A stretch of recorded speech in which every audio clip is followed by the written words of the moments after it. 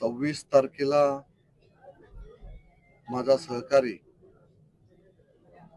मानसी कालोखे यांचा पती मंगेश अप्पा कालोखे यांची क्रूरपणे निर्घुणपणे हत्या करण्यात आलेली आहे। त्यानंतर आज त्यांचं या ठिकाणी साईबाबा नगर खोपोली येथे उत्तर कार्य आज या ठिकाणी होत आहे। आज जवळजवळ 13 दिवस झालेले आहेत। मंगेश कालोखे यांची ज्या नराधमाने क्रूरपणे हत्या केलेली आहे त्या आरोपींपैकी आतापर्यंत जवळजवळ 12 आरोपींना अटक करण्यात आलेली आहे। मंगेश कालोखे यांची हत्या ही राजकीय वैमनस्यातून सुपारी देऊन करण्यात आलेली आहे। या हत्येमागे ज्या ज्या राजकीय नेत्यांनी प्लॅनिंग करून सहकार्य करून मंगेशच्या हत्येमध्ये त्यांचा प्रत्यक्ष अप्रत्यक्ष सहभाग त्या ठिकाणी आहे। ते परवा ज्या वेळेस सत्र न्यायालय पनवेल येथे पोलीस इन्व्हेस्टिगेशन ऑफिसर आयो यांनी सुद्धा कोर्टामध्ये त्या ठिकाणी सांगितलेलं आहे की ज्या आरोपींची नावे आम्ही या ठिकाणी मंगेश कालोखेच्या परिवाराने आम्ही त्या ठिकाणी दिलेली आहेत त्यातील 2 आरोपी आतापर्यंत फरार आहेत। एक नंबर सुधाकर परशुराम घारे आणि दुसरा आरोपी भरत भगत। या आरोपींचा याच्यामध्ये मोठा सहभाग आहे हा पोलीस इन्व्हेस्टिगेशन मध्ये आलेले आहे। आपण पाहिलं असेल तर परवा कोर्टामध्ये आयोगाने दिलेल्या इन्व्हेस्टिगेशन रिपोर्ट मध्ये 23 तारीख ते 26 तारखेपर्यंत रवी देवकर आणि भरत भगत यांच्यातील होणारं सातत्याने संभाषण आणि मंगेश कालोखे यांची 26 तारखेला निर्घुणपणे हत्या केल्यानंतर आरोपीपैकी 2 आरोपी कर्जत तालुक्यातील असणाऱ्या भरत भगत यांच्या ग्रामीण भागातील असणारं जे घर आहे गाव अवसारे त्या घरी त्या ठिकाणी गेले होते। एवढा सबल पुरावा समोर असताना सुद्धा अजूनही पोलीस प्रशासन त्यांना त्या ठिकाणी अटक केली करत नाहीत। काल पनवेल सत्र न्यायालयाने स्पष्टपणे त्यांचा जामीन अर्ज अटकपूर्व त्यांनी केलेला तो फेटाळण्यात आलेला आहे आणि त्या ठिकाणी कोर्टाने असे आदेश दिलेले आहेत की कस्टडी घेऊन त्या ठिकाणी इन्व्हेस्टिगेशन करावं अशा सूचना कोर्टाने पोलीस प्रशासनाला त्या ठिकाणी देण्यात आलेल्या आहेत। तरी सुद्धा अजूनही पोलीस प्रशासनाकडनं या मेन आरोपींना त्या ठिकाणी अटक केली जात नाही। मंगेश हा सामाजिक बांधिलकी जपत काम करणारा माझा सहकारी होता आणि त्याची अशा पद्धतीने हत्या करून त्याचं हे परिवार आपण पाहताय की 2 मुली वैष्णवी आणि आर्या आणि आमची नगरसेविका मानसीताई हे संपूर्ण परिवार हा रस्त्यावर मंगेशच्या क्रूरपणे हत्येनंतर आलेला आहे आणि यांना न्याय देण्याचं काम सरकारच्या माध्यमातून मी त्या ठिकाणी मुख्यमंत्री उपमुख्यमंत्री आणि गृहमंत्री असणारे मुख्यमंत्री यांना सुद्धा आज मीडियाच्या माध्यमातून या ठिकाणी विनंती करत आहेत की अशा पद्धतीने लोकशाहीची हत्या या नराधमांनी त्या ठिकाणी केलेली आहे। एक लोकप्रतिनिधी निवडून आल्याचा राग, विधानसभेला सुद्धा 2100 मताचा हायेस्ट लीड मंगेश कालोखे यांनी साईबाबा नगर या परिसरातून दिलेला होता। याचा राग सातत्याने सुधाकर घारे यांच्या मनामध्ये सुद्धा होता आणि म्हणून रवी देवकर यांना सातत्याने वर्षभरापासून या ठिकाणी त्यांना प्रोत्साहित करण्यात आलेलं होतं की मंगेश ज्या पद्धतीने इथे शिवसेनेचं काम करत आहे तर त्याला कोणत्याही परिस्थितीमध्ये या ठिकाणी बॅकफुटवर आणला पाहिजे आणि यासाठीच या नराधमांना पाठीशी घालून या ठिकाणी मंगेश कालोखे यांची प्लॅनिंग मर्डर या ठिकाणी सुपारी देऊन भरत भगत, त्यानंतर रवी देवकर, त्यानंतर सुधाकर घारे यांनी हे प्लॅनिंग या ठिकाणी केलेलं आहे। 20 लाखाची सुपारी रवी देवकरकडे एवढे पैसे आले कुठून? रवी देवकरला इलेक्शनला एवढ्या मोठ्या प्रमाणात फंड दिले कोणी? हे सारं काही प्लॅनिंग होतं।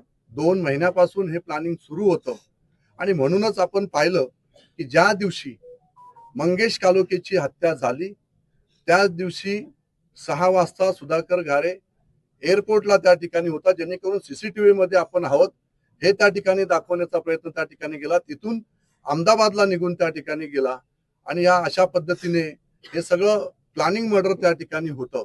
आणि म्हणून आतापर्यंत सुधाकर घारेची जर आपण गुन्हेगारी पार्श्वभूमी जर आपण पाहिली तर आपल्या लक्षात येईल की त्यांनी एका फॉरेस्ट ऑफिसरचा सुद्धा, फक्त घराला लागून फॉरेस्ट आहे आणि फॉरेस्ट ऑफिसरनी एक नोटीस काढली म्हणून त्या फॉरेस्ट ऑफिसरला त्याच्या स्वतःच्या गाडीने त्याला त्या ठिकाणी उडवलं आणि त्याचा मृत्यू झाला। आणि अशा पद्धतीने तो सुद्धा एक 302 चा गुन्हा त्यावेळेस सुधाकर घारेवर दाखल आहे, 307 चा गुन्हा दाखल आहे, 326 चा गुन्हा दाखल आहे, खंडणीचे गुन्हे दाखल आहेत। अशा प्रकारे अनेक गुन्हे आतापर्यंत ह्या आरोपीवर त्या ठिकाणी दाखल आहेत। 2 नंबरचा आरोपी आहे भरत भगत, याच्यावर सुद्धा गंभीर गुन्हे त्या ठिकाणी आहेत। सुपारी मॅटर प्रवीण पाटील यांची सुद्धा सुपारी त्या भरत भगत यांनी दिलेली होती आणि त्याच्यामध्ये सुद्धा अरेस्ट त्यांना त्या ठिकाणी केलेलं होतं। आणि अशा पद्धतीचे गंभीर गुन्हे असणारे हे दोन्ही आरोपी राजकीय आशीर्वादामुळे आतापर्यंत त्यांना अटक होऊ शकलेली नाही। आणि म्हणून आज आम्ही या ठिकाणी संपूर्ण सरकारच्या, मुख्यमंत्र्यांच्या, गृहमंत्र्यांच्या, पोलीस प्रशासनाच्या निदर्शनात आणून देत आहोत की ज्या पद्धतीने कोर्टाने आदेश केलेले आहेत की यांना कस्टडी घेऊन यांचं इन्व्हेस्टिगेशन करावं, अशा पद्धतीच्या सूचना दिल्या असताना सुद्धा यांना अटक त्या ठिकाणी केली जात नाही। जे यांच्याकडे आतापर्यंत जे काही त्यांच्याकडे पुरावे असतील, जर हे आरोपी बाहेर राहिले तर हे सर्व पुरावे हे नष्ट करून त्या ठिकाणी हजर होतील।